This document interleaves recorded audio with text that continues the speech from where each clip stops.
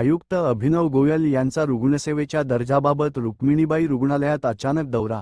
आयुक्त अभिनव गोयल यांनी रुक्मिणीबाई रुग्णालयात सामान्य माणूस बनून रुग्णालयाची चौकशी केली। सेवा, शिस्त आणि उत्तरदायित्वावर भर।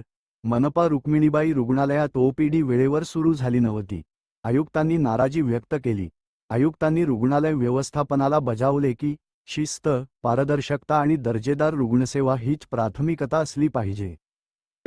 आज मी आयुक्त म्हणून म्हणजे रुक्मिणीबाई हॉस्पिटलला भेट दिली, पण ते जाताना ॲज अ कॉमन मॅनच गेलो।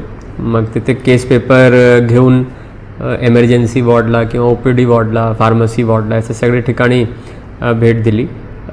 परवाची पण घटना आपले रुक्मिणीबाई हॉस्पिटलमध्ये जी घडली होती त्या दृष्टीने, त्याचबरोबर आपली आरोग्य सुविधा कसे सुदृढ होऊ शकते, कल्याण डोंबिवली नागरिकांना चांगली सुविधा कसे भेटेल, हेच उद्देश आमचा आहेत आयुक्त म्हणून, आणि प्रशासनाची त्याची सूचना आहेत, शासनाची सूचना आहेत। म्हणून आज गेल्यावर आपण म्हणजे मी स्वतः, त्याचबरोबर मग नंतर सगळे डॉक्टर्स आणि सगळे टीमही आलेत। आपण 1 to 1 सगळी गोष्टी चेकी केली। जे काही सुधारणा करण्याची गरज आहे त्याच्याबद्दलही सविस्तर चर्चा करण्यात आली। ओपीडीमध्ये पेशंट्सला कसे योग्य रीतीने, जलद गतीने त्यांना डॉक्टर भेटेल, ट्रीटमेंट होईल।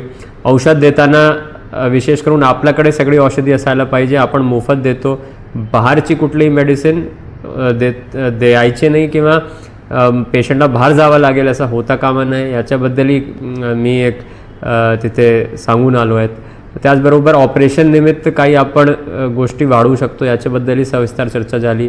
डॉक्टर्सनी राऊंड द क्लॉक, नर्सेसनी राऊंड द क्लॉक जे ड्युटीज आहे त्याच्याबद्दलही पाहणी करण्यात आली, तपासणी करण्यात आली, त्याच्याबद्दलही सूचना देण्यात आली आहे।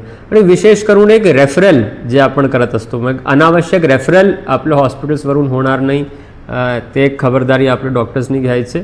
आणि रेफरल जर करावंच लागेल सिरियस पेशंटला गरजेप्रमाणे, डॉक्टरची ॲडवाईसप्रमाणे, मग ते रेफरल जलद गतीने वेळेवर झाला पाहिजे ॲम्ब्युलन्समार्फत, त्याचे एक सिस्टम तयार करण्याची सूचना दिलेली आहे।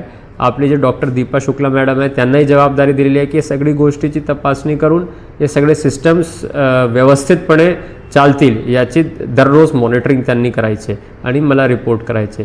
तर या दृष्टीने आपली आरोग्य सुविधा सुदृढ करण्यासाठी आजची माझी व्हिजिट होती।